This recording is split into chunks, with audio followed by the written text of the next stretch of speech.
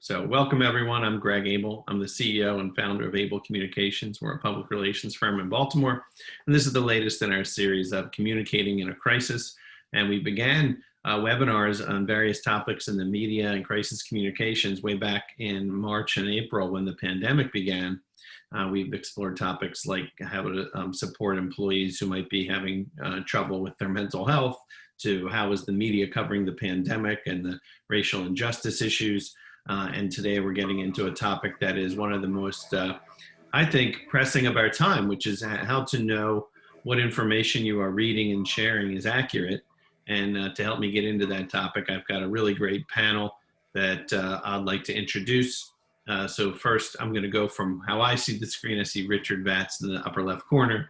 He is a professor of rhetoric and communication at Towson University, where he's been on the faculty for more than 40 years. Professor Vatz, welcome. Thank you. Thank you, Greg. Next, I have Donna Leinwand-Leger. How'd I do? Pretty good. Okay, Donna is the former, longtime journalist, former managing editor of USA Today, current chair of the National Press Foundation. Hi, Donna. Next is Kevin Goldberg, who went to college with me at James Madison University. We've been friends for a long time, and in his career, Kevin has been a First Amendment and intellectual property attorney. Hi, Kevin. Hello. And finally, Sam Davis, managing editor of the Baltimore Sun, where he's been a reporter and editor for a long time, I guess over 40 years or so, right, Sam? That's right. Good morning. All right. Well, good morning, everyone. We've got a great group. I'm really pleased and thankful. I feel like we're at a particular moment in journalism and news coverage that is as intense as it has ever been, from the coverage of all of the big, there are probably 3 or 4 big things happening in the news right now. There's the upcoming election, there's the racial injustice movement, there's the Ruth Bader Ginsburg, and I almost forgot, the pandemic we're all living through. And I think those are like the big 4 right now. I want to start just by asking each of you, maybe in just a minute, to inform our guests here what you do professionally and how that intersects with media today. And let's keep it real brief, but just high level, your role and your intersection with the press. And I'll start with you, Richard. Well, I teach a course called Persuasion, which I've taught for 40, 50 years. And persuasion is the study of the struggle for agenda and spin. And that's also the title of my book on persuasion. And I examine the media and how they choose their agenda each night, if it's the nightly news, or each day, if it's newspapers, and how they choose their agenda, how they spin it, and what they do with their editorial pages and what they do with their news pages. Thank you. Very good. Appreciate that. Donna, go ahead. So as chair of the National Press Foundation, I'm really very much involved in training journalists. That's what our organization does.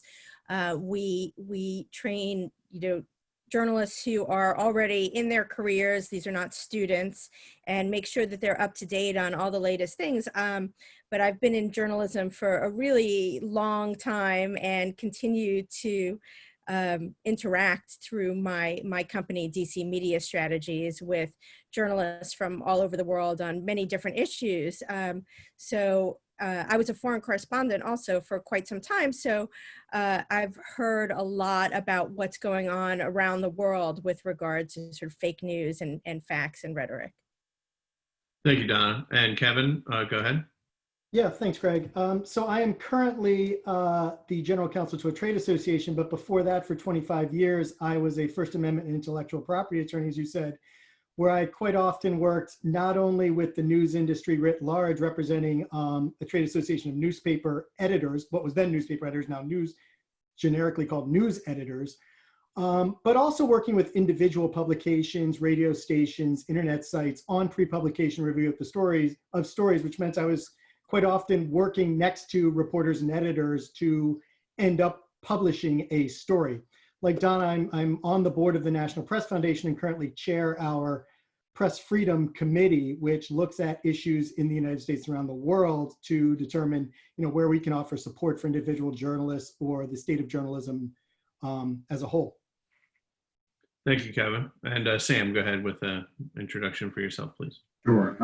As stated on the menu, Baltimore Sun. So obviously, my job involves overseeing editors, reporters, visual journalists, and such who are, writing stories, producing all kinds of content for the website, and for print. And obviously, accuracy and fairness is a big part of what we do. And in my position as managing editor, I'm often called upon to sort of be the decider, in terms of, hey, do we need to, go out and get another source on this? Can we use this? Can we use this source? Can we post this video as is? Does it need to be edited? Do we want to run this? Do we want to run this photo? Do we have the proper permissions and things like that? So there are a lot of discussions that myself and Triple X, who's the publisher and editor-in-chief of the Sun, are involved in with not only our editors and staff, but also we have an attorney who works for the company, not just the Sun, but the Tribune Publishing, who we can seek counsel from when we have a story or an issue that we feel like there's potential legal challenge or legal issue that we need to get some clarification or some direction. Thank you, Sam. All right, well, panel, I want to get right into it, and why not be provocative right off the bat, because why else are we here? So I'm going to go right to what I think is the heart of everyone being. Look at this press conference, and let's talk a little bit about how we got here. Since you are attacking our news organization, can you give us a chance? You are attacking our news organization. Can you give us a chance to ask a question, sir? Go ahead. Sir, can you state, Mr. President-elect, go ahead. Can you state categorically, Mr. President-elect, can you give us a question? Don't be rude. You're attacking us. Can you give us a question? Don't be rude. Can you give us a question? I'm not going to give you a question. Can you state categorically? You are fake news. Sir, go ahead. Can you state categorically that nobody, no, Mr. President-elect, that's not appropriate. All right, panel, how did we get here? I just feel like this is a crazy era in media coverage, and you've got the President of the United States of America screaming at a reporter screaming back at the President of the United States of America, and I want to just throw it to you guys for reaction. And I guess if I had to ask a specific question, what has happened to the current news environment, and why has it become so politicized? Donna, I'm going to start with you. You were at a national newspaper for a very long time, and you're the chair of the National Press Foundation. Give us your take. So I would like to tell you that this is a new phenomenon, but it really isn't. It has gone on throughout history. Presidents in the past have tried to use the news media in various ways to advance their political agenda, and it's been something that's always been with us. I think what's different now is the democratization of information. We have more information now than we have ever had at any time in our history. And by more information, I mean more access to information. And that means that, anyone can put things out there, and anyone can, mess with the truth.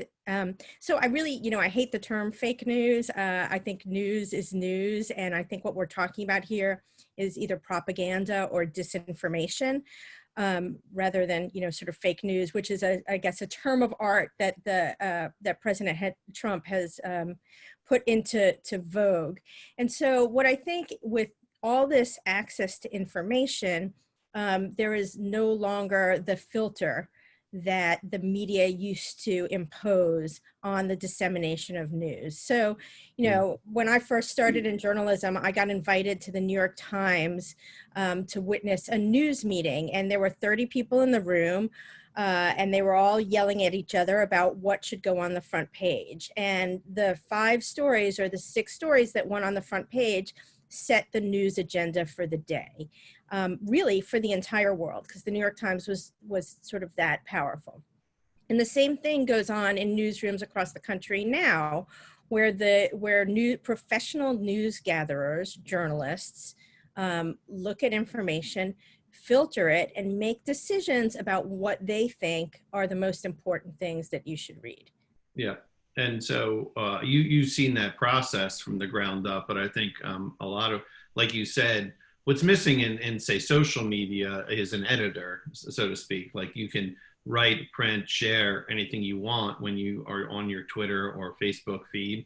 and the recipients of that information don't necessarily have the benefit of knowing that you are a reliable or unreliable provider of information. So that seems to be a part of this.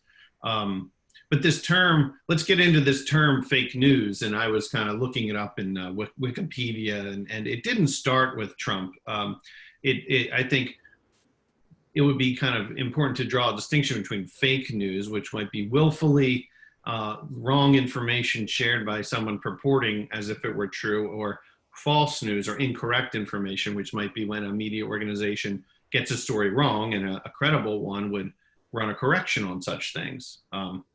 I don't know, Sam, let me throw it to you. You've been at the Baltimore Sun a very long time. I'd like your take on when you hear people say fake news, what does that mean to you? And how do you defend the Sun against those who would call some of its coverage fake news? Sure, yeah. Greg, I'll answer that one, but I want to go back to your first question, if you don't mind. Please. I just want to say that, it's more than just politicized. It's dangerous. I mean, when you have, a president who, in Pennsylvania earlier this week, I got to read this quote. He's firing up one of his, the crowds at one of his rallies, and he's talking about an incident where a reporter got shot with a rubber bullet. And this is his direct quote. Remember that beautiful sight. The street was a mess. That idiot reporter from CNN got hit with a canister of tear gas. He went down. I've been hit. I've been hit. He's been hit. And the crowd was laughing. And then he mocks another reporter who was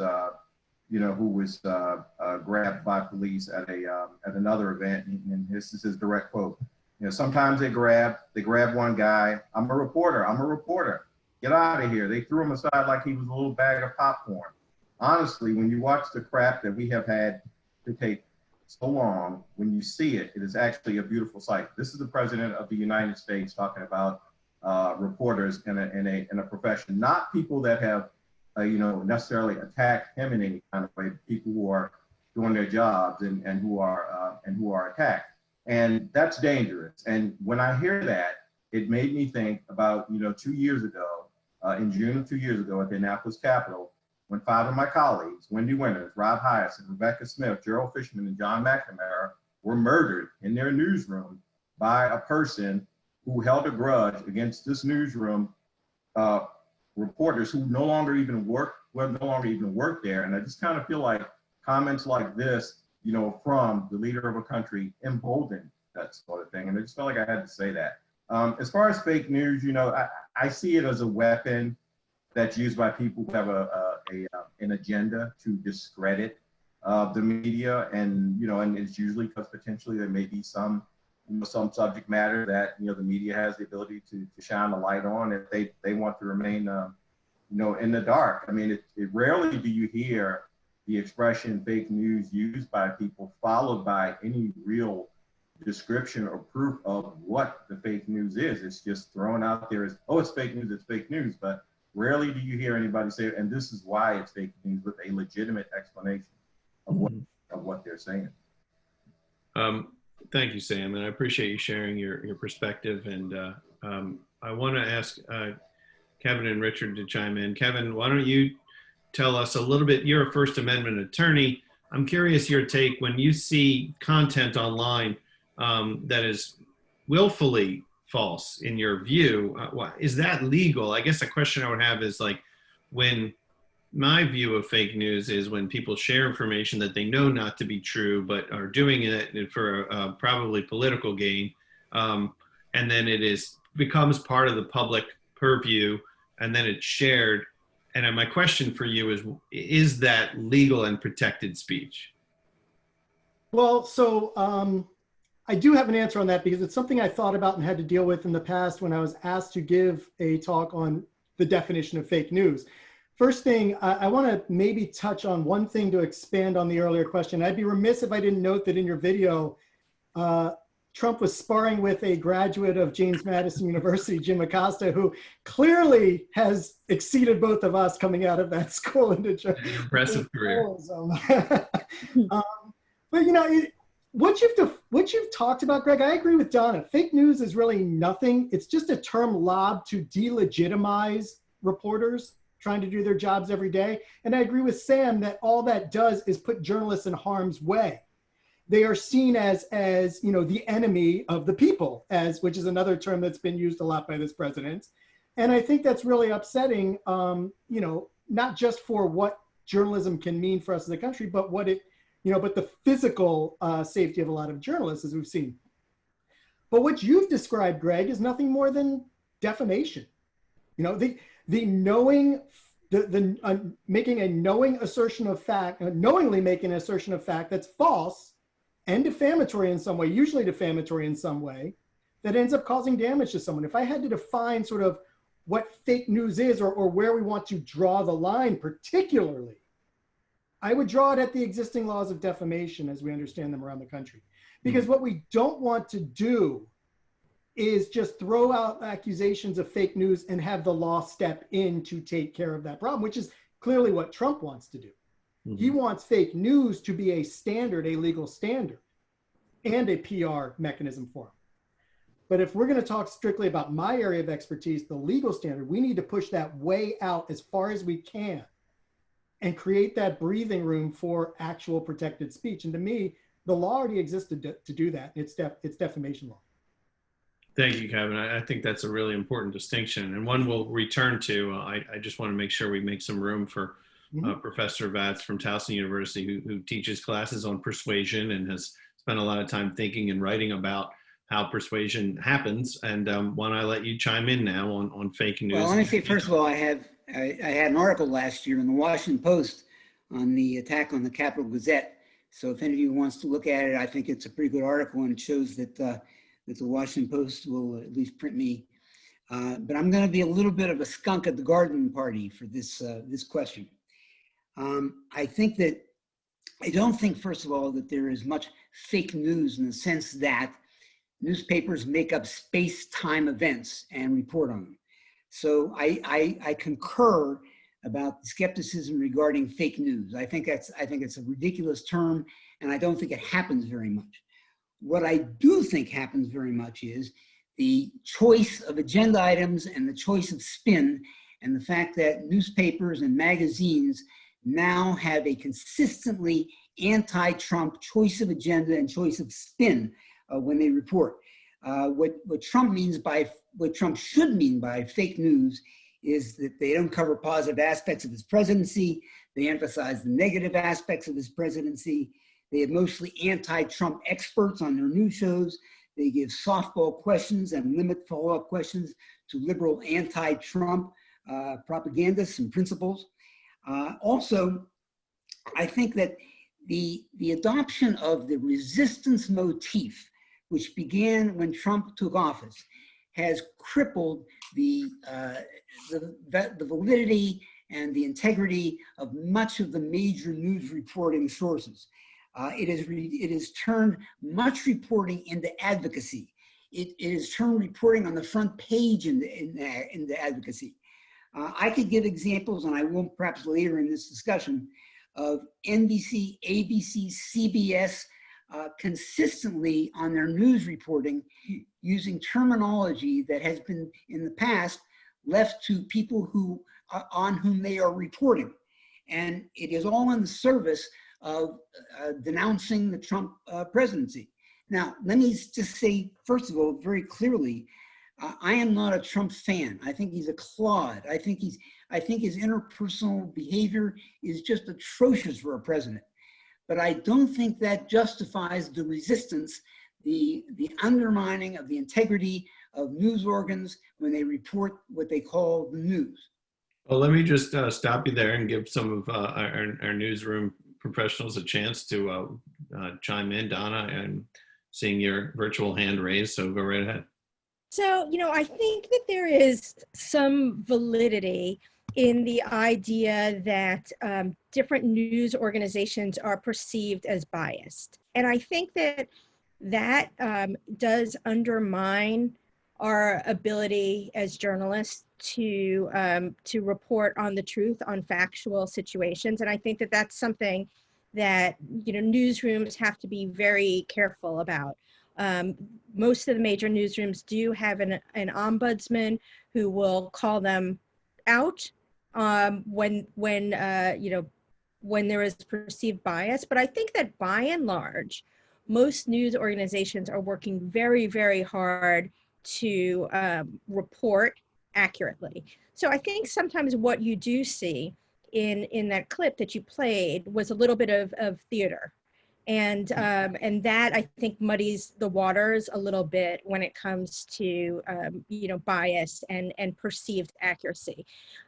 So one thing I do want to bring up is something that I'm kind of a big fan of, and those who are in the PR community may know a bit about this, and this is the Edelman Trust Barometer, and it's been done for 20 years by Edelman Public Affairs. And what I find interesting about it is that it surveys, I think it's about 34,000 highly educated people who are usually, you know, in the upper incomes. And what they have found, and this is the 20th year that they have done it, is a continual decline in the in trust in media. So media, actually this year, they say media is perceived as both unethical and incompetent.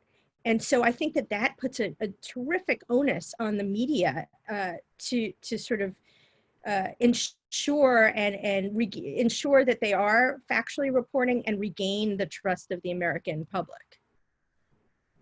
Donna, I think that's very interesting, and it's concerning to me, and it probably should be for everyone, that Americans are feeling like they don't trust the media, because there's a lot in that statement I want to get into a little bit with you guys. One of the things I think about is when people say the media, I don't trust the media.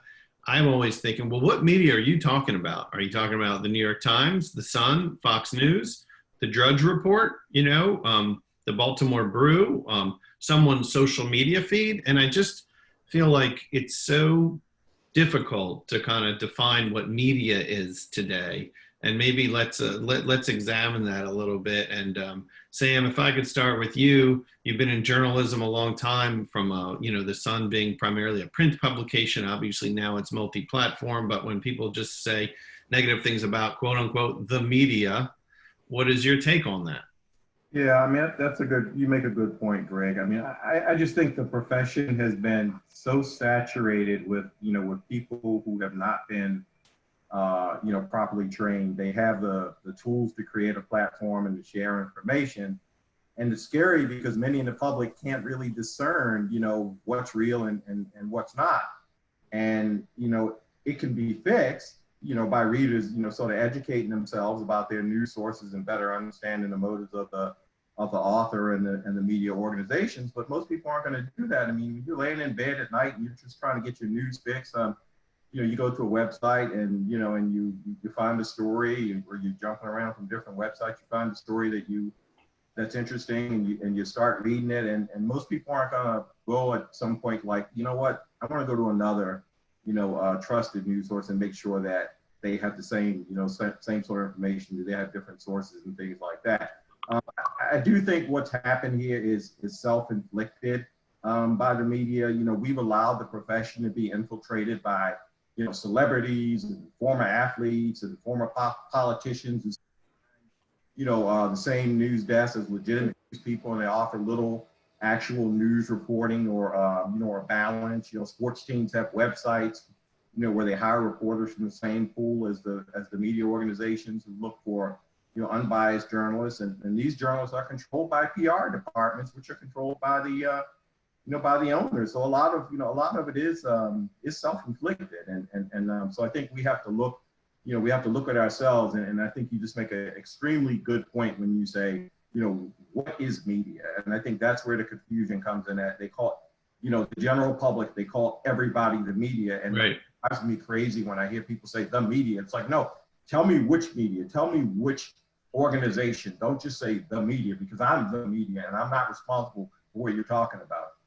Let's throw it to our legal expert on the media, Kevin, and tell us, maybe you can answer the question. What's the media, Kevin? I always actually try to avoid that question, especially when I was acting in a legislative capacity, when we were trying to write laws, for instance, that might define, for purposes of a Freedom of Information Act request, who is a journalist, or for purposes of the reporter's privilege, who enjoys that privilege from having to and I'm sure we'll talk about this later, having to reveal a confidential source. So there are a number of ways you could define a journalist, for instance, and some would be status-based. You work for a TV station, a radio station, an internet news site, a newspaper. I never liked those. I preferred what was called a more functional definition, or something where, in shorthand, would be someone who acquires information and transforms it with the intent for public dissemination to inform. Something like that, which brings in that filtering aspect that Donna talked about, a critical thinking aspect. I want to build on something Sam was saying, though, where he talked about how, and this was kind of one of my pet issues when I was working in private practice with journalism organizations, sports, because there are a lot of parallels between sports journalism and political journalism. And it also goes back to the original question that we were talking about in one of Donna's answers. It's not just that social media has allowed everybody to have their say. Social media has allowed people, especially politicians and, sports leagues, teams, to bypass journalists to get their own message out. And that has become a big problem, as you said. And it's an increasing problem. It's something that is not of recent construct. I fought against it hard in the, with the Obama White House, because they had their own photographer. He became somewhat of a celebrity, put out a whole book afterward of photographs. But, the usual White House photographers were being kept out of the actual events and brought in for the photo op only. And we argued this is not real news. This is a photo op. This is propaganda, as Donna said. And but it didn't matter because the White House had its website, had its social media channels, and could put out its own message. And I think that blurring of lines, much like the blurring of lines of opinion versus news, is actually the bigger issue than simply defining the media. It's more an issue of what is media literacy and how do we promote that in this country? How do we? I think that's a fascinating point. Media literacy. Let's ask our professor. He's already got his hand up, but you're working with young people and been in this field a long time. So go ahead, and you can build off of what Kevin said about media literacy and your take. Well, most young people, I can tell you, are not media literate. Every year, I just make it a point to ask my classes. I taught a media criticism class for 20 years and my persuasion class forever. And I'll say, how many of you have ever heard of George F. Will? Now, it's a class of 75 to 80 students, okay? This year and last year, just before I go on, Greg, guess how many people had heard of George F. Will? Out of how many? What's our sample? 75 to 80 students. Oh, Seniors in college. I'll go with 5. 0. I Now, was going to say 0, but I didn't want to say 0. so they're not. So in fact, the other options for media are quite open to them. But I'd like to call a quick timeout because there's probably plenty of people watching who don't know who George Will is. Why don't you tell us so that we George can Will is the conversation? George Will, who has spoken twice at Towson University, by the way, was is the preeminent conservative columnist at the Washington Post, and I would say he's the preeminent columnist in the country. But that's just my opinion. Right, and a writer of many books and oh yes, and he's written on baseball. He's an expert on baseball. I mean, he is literally as brilliant as they come. And the other half of that is his judgment is exquisite. Well, that's because you like his politics. Let's be clear. Well, he and I don't agree on everything, but I just think I've never read a columnist as good as he. But I do want to say that there is you were asking earlier about the differences between the editorial pages and the front pages, and they are becoming more indistinguishable. I mean, a long time ago, they didn't even have analyses on the front page, and now they have them on the front page, second page, third page. But there's very little difference. And the front page, sometimes covers stuff, sometimes it doesn't cover stuff. And it's but I want to just say a word about the op-ed pages in the Trump era. If you look at the New York Times and the Washington Post and open up their op-ed pages, you will find hardly any conservative pieces. Mark Thiessen and Hugh Hewitt will sometimes have a piece in the Washington Post. The New York Times hardly ever has one. I will say that Tom Friedman wrote a positive piece on Donald Trump and his peacemaking with the United Arab Emirates and Israel. But other than that, you hardly ever see a single word. And every single column in the Washington Post by Dana Milbank is anti-Trump. I'm not exaggerating. I think the last 2 or 3 years, every single one by Dana Milbank has been an anti-Trump piece. And I would imagine he has some expertise in other areas. But, but this is not good journalism, even though it's on the op-ed page. And, Well, yes. I appreciate your That's all point of view. I wonder what our panel thinks about the, I just pulled up the opinion page of the Times for context, but Sam, this is a probably good one for you. And why don't we pop on the Sun's homepage here, and here's today's news, and maybe you can educate the attendees of today's webinar on like how the Sun goes about choosing what is here, and then the differentiation between news coverage and opinion, because I do think this is a point that is to Professor Vatz's point does get confused a little bit in the mission of the media in terms of presenting the news and presenting opinion. Sure. I mean, where you're looking at is the general, the homepage. I think if you scroll down and continue to look on the right, you will get to keep going. The opinion is usually over there. I mean, they change the page around at every, yeah, there you go, right there, opinion. So that's sort of how we, try to distinguish. If you're looking on the right-hand side there, you see at the top there's opinion, and there's and then you see the commentary tag on pretty much all those stories or those opinion pieces. They're either op-eds or editorials. So we have, within the last couple of years, made a point of making sure that commentary tag is on everything, including our two columnists, David Zurwick and Dan Roderick. In the past, they did not have that, but we actually had people who would call and complain about what they were writing, not understanding that they were opinionated columnists. So we said, okay, let's start getting the commentary tag on there so that people clearly know who they are. But sort of, in general, just the rest of what you're looking at, I mean, decisions that are made about what's going to be, the centerpiece or so on the page, or what's going to get the higher play is there are a couple of ways we do that. Some of it is just, what we think the reader should be most interested in, and some of it is driven by page views and what are people looking for the most. I mean, if we have a story that's doing really well, where we see readers are really engaging with it, either in terms of the number of page views or the amount of time they're spending on it, we're going to try to keep that, somewhere near the top of the page to encourage, more people to read it, because obviously they're, judging from the responses, there's a lot of interest in it. But, you also, again, like with Brent, we make decisions based on, a little bit of a guessing game, I guess, to some degree, what the reader's interested in. Maybe saying it's a guessing game is not true anymore, because with the internet and with things like Chartbeat, you can see immediately, all day long, which stories are doing well, and in terms of print and online, you're trying to get those, that information, near at the top of site or print. Well, I'd like to get the panel's take. Well, Donna, you've been waiting patiently to chime in, so go ahead. But I'll just throw something out there. But I'd like to get, I remember, I'm going to go over to like Yahoo for a second, because I remember when this box started on the right here, trending now, and that became a driver of what got covered more so than what might be in the public interest. And I think that that's an interesting topic to maybe get into. But Donna, you I think we're going to react to an earlier comment, so go right ahead. Yeah, I just wanted to take issue a little bit with what the professor said about, first of all, the editorial pages, and secondarily about the level of analysis that is in newspapers.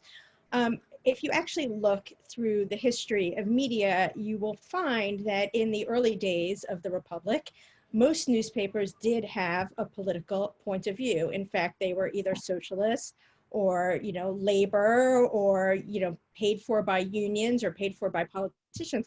So there's been an evolution, and the professor is nodding. Okay, so so I'm not getting this wrong. But I think that there has been an evolution in news where we have gone through different cycles of being very sort of straight, no analysis, no reporting with authority whatsoever, to periods where we've had more analysis. And of course, different news organizations have taken different approaches. And so I actually see nothing wrong with writing with authority.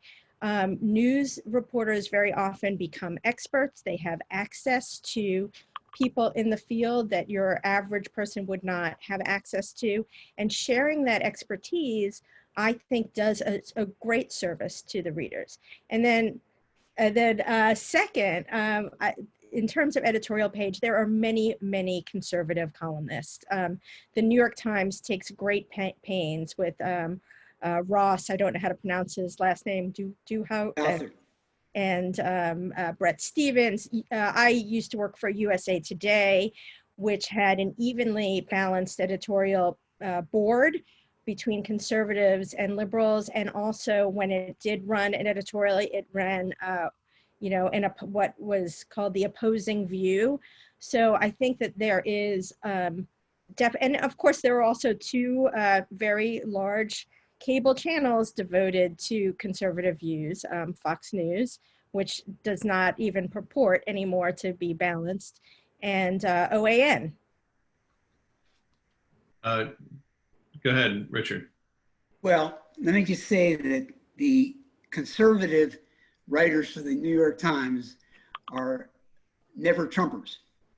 So there are no columnists for the New York Times who write positively about Donald Trump.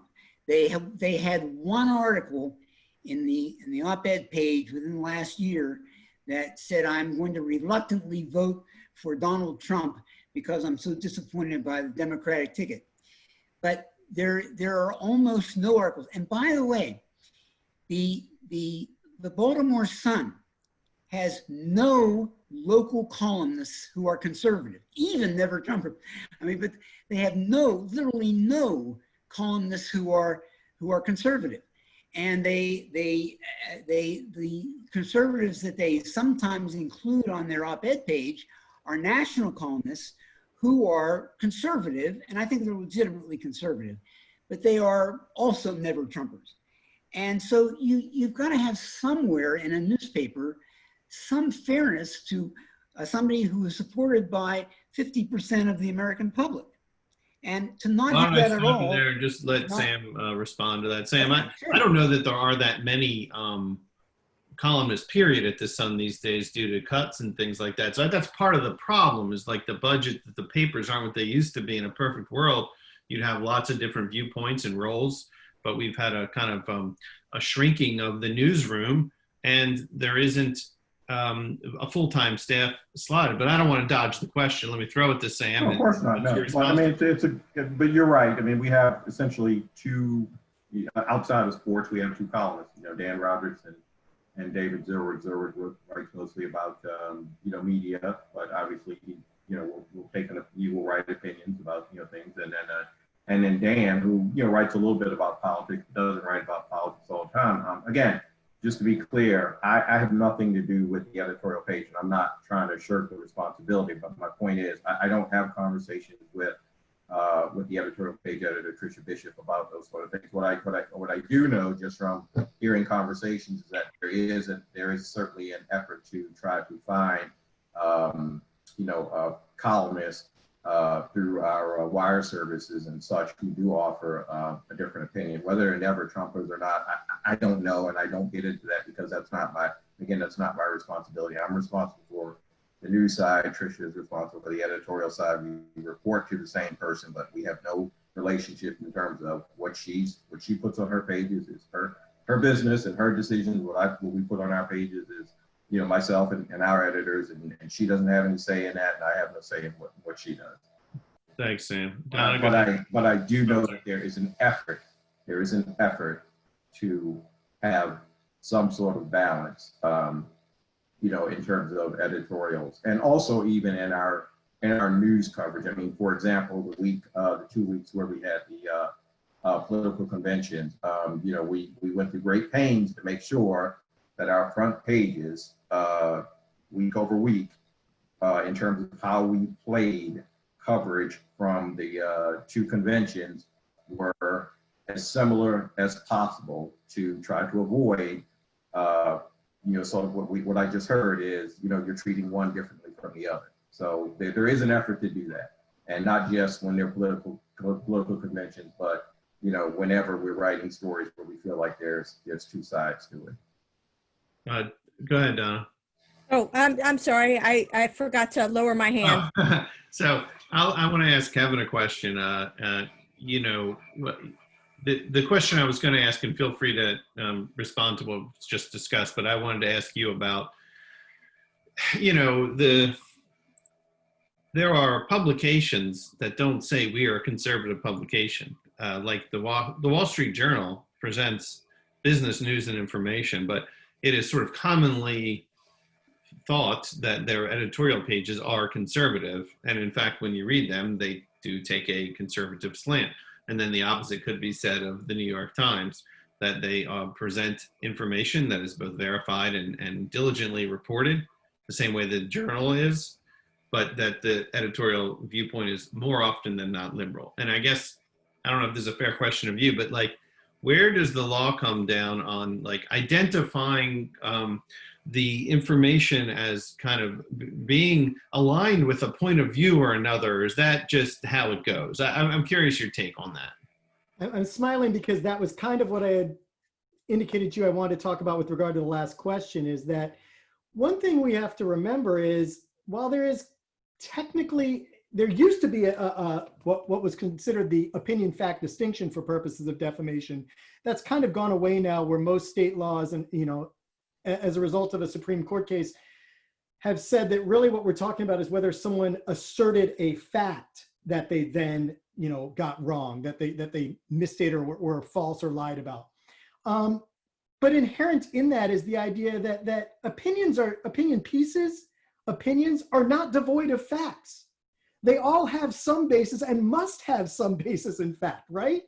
So I feel like we keep getting away from that aspect of it, that ultimately it comes down to the readers need to be better informed as to how to identify a fact. It's not necessarily, the publication has a responsibility, but it doesn't lie entirely with the publication to do that. We've just gotten into a position where people just don't understand how to identify facts and sources for themselves. And I'd be remiss if I didn't note right here, and I'm not knocking this particular medium, that we've talked exclusively about newspapers, but I think television has driven a lot of this. We've made reference to Fox News, CNN, MSNBC, and I think people like to point to that as the media being opinionated, but really what they're talking about are opinion shows on media. The evening blocks are nothing more than opinion shows. I don't watch CNN or MSNBC or Fox for news. I don't watch them at all because I want to get news and I don't want opinion. But many people equate that to news, and that is driving this problem where they, especially in a 2-3 minute panel discussion, they're not going to get the nuance of fact underneath those opinions or be able to credibly evaluate that themselves. Right. So if you're saying to use two opposite ends of the political spectrum, if someone is a regular watcher of Rachel Maddow on MSNBC, and then someone else is a regular watcher of Hannity on Fox News, they might both think they're watching the news, but what they are receiving is what? They're receiving opinion, but also there are factual underpinnings to those opinions that must be evaluated. And within the law, you could still be now sued for defamation if you are basing your opinions on false and defamatory facts. So I think it is really important to remember that within every opinion, there are facts that need to be evaluated. Mm-hmm. Sometimes I start thinking about the mission of media organizations and what lies at the, how did we get here? A conversation that we sort of started with. And I want to ask Sam, Richard, I know you have a point you want to make. Let me make space for you to do that now. And Sam, I want to ask you about what is the mission of the Baltimore Sun? And so I'm curious, maybe just think on that for a second. So I think that might be useful in the conversation. And go ahead, Richard. I just want to make what I consider to be a very, very important point, and that is that it is more than a question of whether something you say is factual or not. It's a question of whether you have more facts than you have, or you have fewer facts than you have. For example, when people are talking about in the news about the hypocrisy of McConnell and his Supreme Court policy of putting somebody up now, but not putting somebody up when Obama was president. That's a fair point to make. But another fact is that not only has he contradicted himself, but so have Schumer and Biden contradicted themselves. So when you only report the fact that McConnell has contradicted himself, you're giving a fact, but you are not giving sufficient facts, because you also need to mention the facts that so have Schumer and Biden.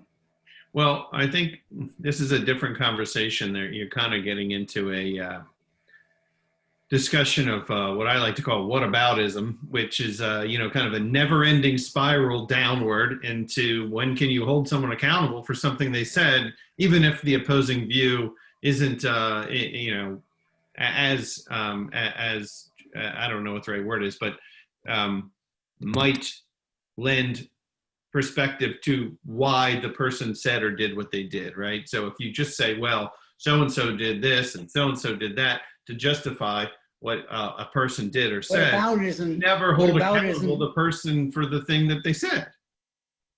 Well, whataboutism is in my book. And the only point I'm making here is that it's not enough to say, is what this person says a fact? The other question you have to ask is, are there other facts that must be included as well? That's fair.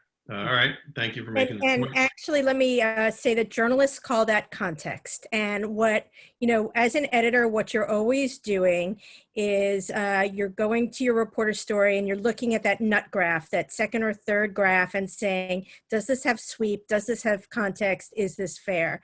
And that is a routine exercise that journalists and their editors engage in every single day. Right. I don't want to leave hanging the question I wanted Sam to just address, which is like, I think the Sun sort of in this conversation speaks for the daily newspaper in a major metropolitan area. The mission of your publication is to do what? I mean, again, we want to be for the Baltimore metropolitan area, and what we consider the metropolitan area is the five surrounding counties: Howard County, Baltimore County, Harford County, Anne Arundel County, and Carroll County, and of course Baltimore City. What we want to be is your main source of news, and information. And we want to be accurate, and we want to be fair in how we present, that news and information. I mean, it sounds like a pretty simple goal. There's obviously a lot that goes into it. I mean, we've been in, the Sun has been around for 183 years. Certainly, in recent years, we've had some changes in terms of ownership and staff size and things like that. But still, there's not a larger single news organization covering the Baltimore metropolitan area in terms of, journalists that are on the street than the Baltimore Sun. And we want to use, those people to just, give people the best, in terms of news and information. And we want to be fair. We want to be accurate. We want to be diverse in what we're our coverage and represent, our readership well in that area too. Yeah, I think a lot of what happens in the world, especially now, is people, because the editorial pages do lean a certain way, people lump in the news coverage in that, and then they say, well, I can't read the Sun. That's a liberal so-and-so, and as opposed to reading a news story about factual information that might inform them.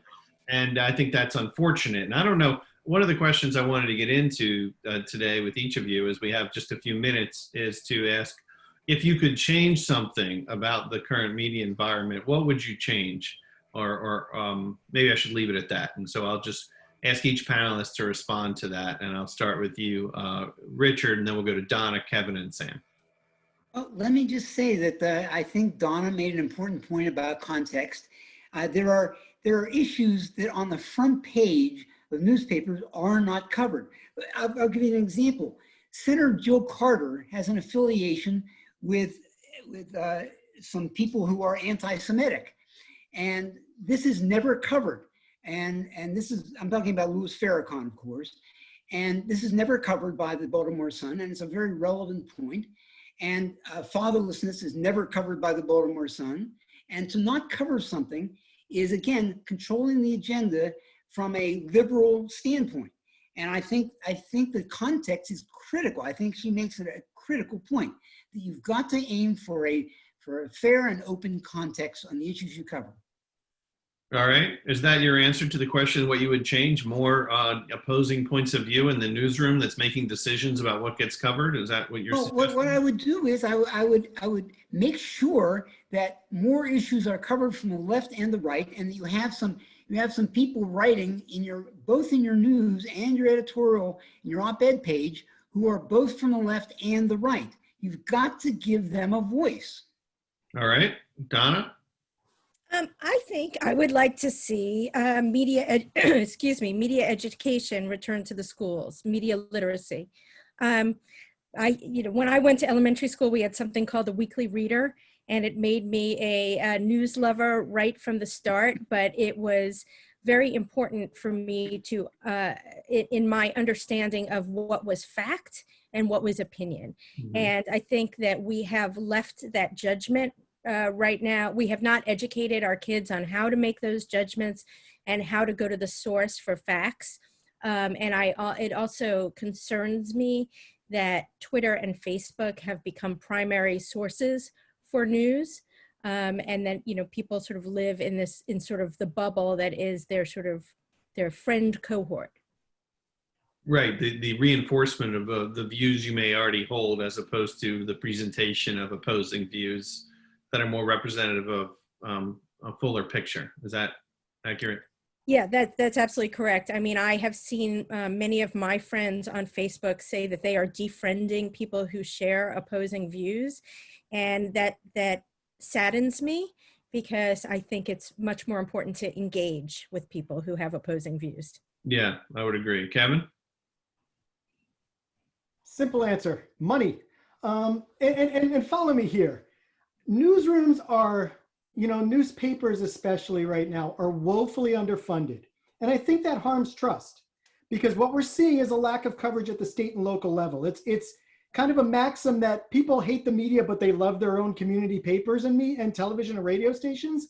And when those newspapers, radio stations, television stations, are not covering local institutions, the news tends to get more faceless. You're bringing in AP stories and not covering your local communities that really resonate with people, with local voices that really resonate with people. Baltimore is one example, obviously. David Simon has talked about this for a long time, how it's just, and it's not just Baltimore, it's every major city around the country. You're using State House reporters to cover city government. You're using city government reporters to cover courts at the same time. And it's really what is, I think, a big problem, even with regard to the overall trust of our journalism institutions writ large. Right, so they're spread thin, and a lot of the veteran journalists, Sam, you're an exception, have left the newsroom, and you've got younger people without the experience and context to cover cops and courts and communities and things like that. So let me give you the last word here. What would you change if you could change anything about the media and journalism today? I agree with Kevin. Get some more money. No, I do. No, actually I do. I think it's perfect that I'm following Kevin, because I agree. I would say the financial model, it's in a disarray, and for a lot of newsrooms, print, online, and broadcast. And if you're a print or online journalist and you're not working in a newsroom that's the New York Times, the Washington Post, or the Wall Street Journal, you're probably concerned about the long-term future of your newsroom. The transition from print to online has not gone smoothly for most newsrooms. It would be great if we could go back to the early days of the internet and newspapers could put all their content behind a paywall, so the Googles and the Facebooks and et cetera would have to pay, for that content. But unfortunately, we gave it away, and it's devastated the profession. So even with the advent of what I would call, a whole lot of pop-up journalists online, I believe readers have suffered in many communities because of the lack of robust coverage from their local trusted media, and that's because of a lack of resources in those newsrooms. Yeah, Sam, in the last minute here, is there an update on the Suns ownership status with the Tribune and the movement toward maybe being employee or nonprofit owned?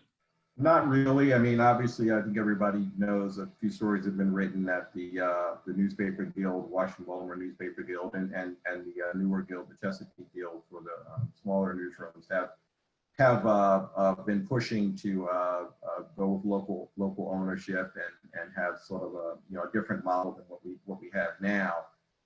But I've heard nothing that said that things are expected to change anytime soon. So we'll see. Well, thank you for updating us, and I want to thank our panelists for spending some of your valuable time. I thought it was a really lively and good discussion. So that'll take us to about the hour, so I want to make sure we end on time. And so Richard, Donna, Kevin, and Sam, thank you for joining us, and thank you everyone for being here with us. And we will be having more webinars in the future. I'll be sure to email details. So thank you everyone, and have a great day.